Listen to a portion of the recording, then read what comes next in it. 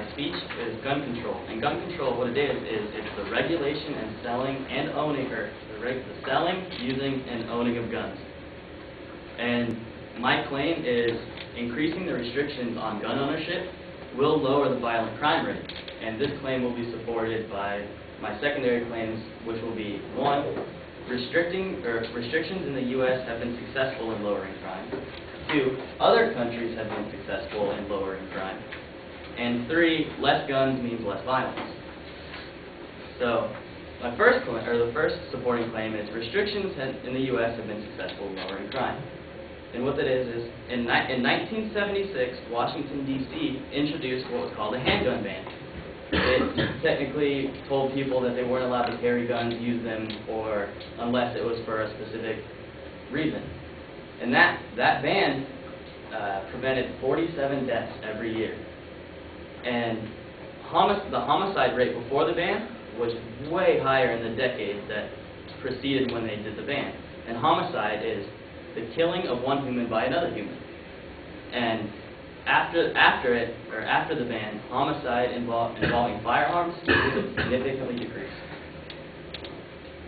And 2, we'll go back.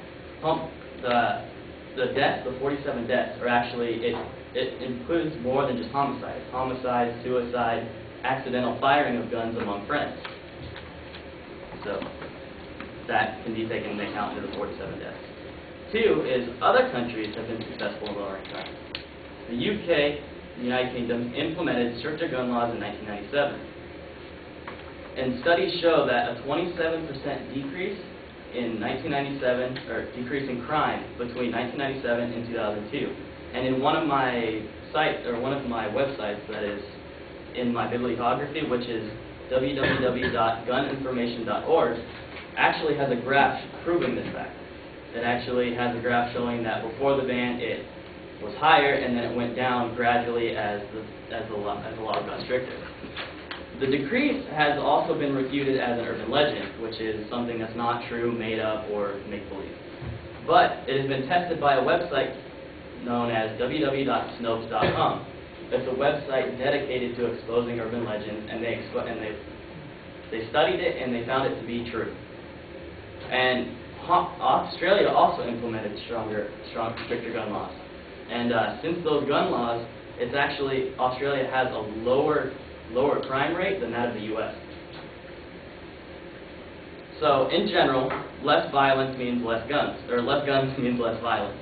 With a gun in the house, studies show that it is 4.8 times more likely to have someone commit homicide, which is someone killing someone.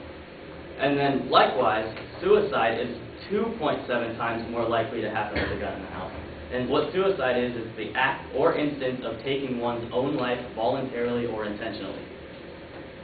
So that by taking guns out of hands of humans or people in the house, you actually make the home safer. Yes, you will get people to come into it with guns saying, like holding up, robbing your house, but that just means most of the time if someone has a gun, they're going to use it out of fear. They're not going to go into it with an intention of using it. If you take it out of their hands, then that makes it less likely that crime's going to happen. So, and people are less likely to commit crimes without the aid of a handgun, because the handgun actually, what it does is, it increases someone's like confidence in them succeeding in the crime. And without a handgun, you actually take away the people saying, oh, maybe I can't do this without a gun, maybe I can. So by taking the guns out of their hands, then you actually take away part of their confidence. So by taking away their confidence makes someone less likely to commit a crime. So in conclusion, by increasing the restriction on gun ownerships and taking them out of people's hands, you will lower the crime rate in the U.S. and around the world.